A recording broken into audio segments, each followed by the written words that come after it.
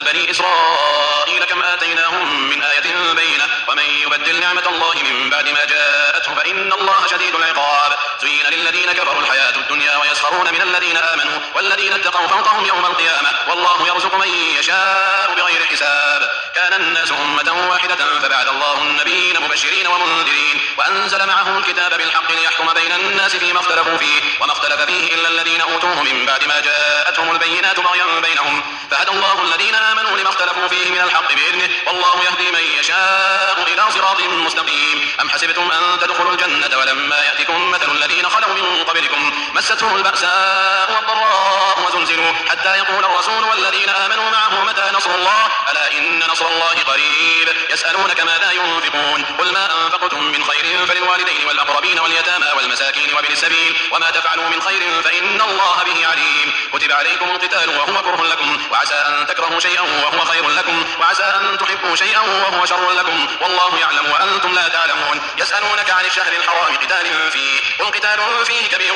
وصد عن سبيل الله وكفر به والمسجد الحرام وإخراج أهله منه أكبر عند الله والفتنة أكبر من القتل ولا يزالون يقاتلونكم حتى يردوكم عن دينكم إن استطاعوا ومن يرتد منكم عن دينه فيمت وهو كافر فأولئك حبطت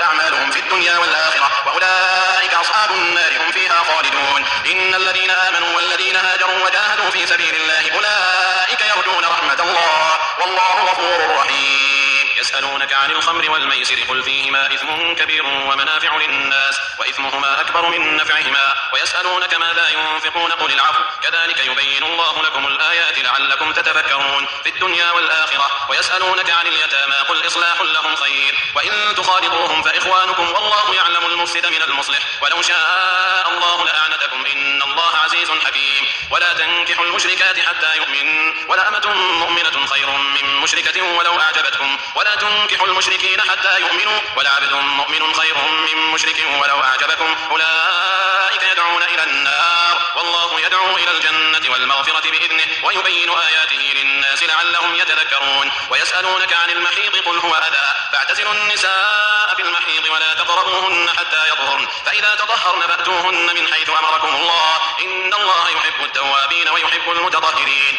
نساؤكم حرث لكم فأتوا حرثكم أن شئتم وقدموا لأنفسكم واتقوا الله واعلموا أنكم ملاقوه وبشر المؤمنين. ولا تجعلوا الله عرضة لأيمانكم أن تبروا وتتقوا وتصلحوا بين الناس والله سميع عليم. لا يؤاخذكم الله باللغو في أيمانكم ولكن يؤاخذكم بما كسبت قلوبكم والله غفور حليم. للذين يؤلون من نسائهم تربص 4 أشهر فإن فاءوا فإن الله غفور رحيم وإن عزموا الطلاق فإن الله سميع عليم. والمطلقات يتربصن بأنفسهن 3 قروء ولا يحل لهن أن يكتمن ما خلق الله في أرحامهن إن كن يؤمن بالله واليوم الآخر وبعولتهن أحق بردهن في ذلك إن أرادوا إصلاحا ولهن مثل الذي عليهن بالمعروف وللرجال عليهن درجة والله عزيز حكيم. الطلاق 2 مرتان فإمساك بمعروف أو تسريح بإحسان ولا يحل لكم أن تأخذوا مما آتيتموهن شيئا إلا أن يخافا ألا يقيما حدود الله فإن خفتم ألا يقيما حدود الله فلا جناح عليهما فيما افتدت به